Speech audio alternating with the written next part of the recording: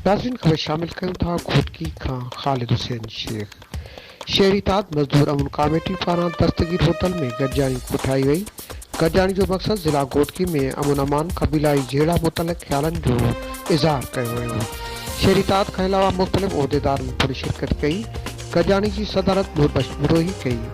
गॾिजाणी में एडवोकेट फ़कीर टावरी ॻाल्हाईंदे चयो त शहरी ताद में केतिरा ई माण्हू आया ऐं विया, पर फ़कीर टावरी हिन वक़्त ताईं शहरी ताद सां मुंसलिक आहे। एडवोकेट फ़कीर टावरी चयो त कॾहिं बि कंहिं ग़रीब ऐं मिसकिन खे मुंहिंजी ज़रूरत पए त मां उन जो केस मुफ़्त में बग़ैर कंहिं फीस जे विढ़ण लाइ तयारु आहियां। अॼु मां ऐलान कयां थो त मां शहरी ताद जो हिसो आहियां ऐं रहंदुसि।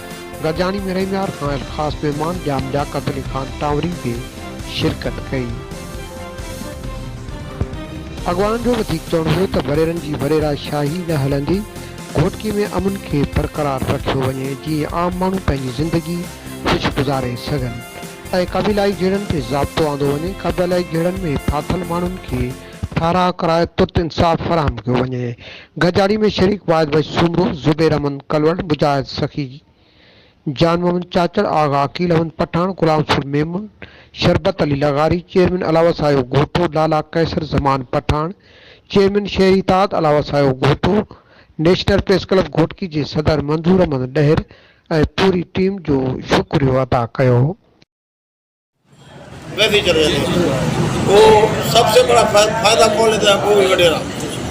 तो हम सब आज हमारी ये इस मीटिंग का मकसद भी यही है कि हम कबायली तकरार पर एक अमन रैली निकालेंगे इंशाअल्लाह। शहरी का 15 मिनट से और जो भी हमारे दोस्त हैं, हम अपने वकील भाई को भी कहेंगे।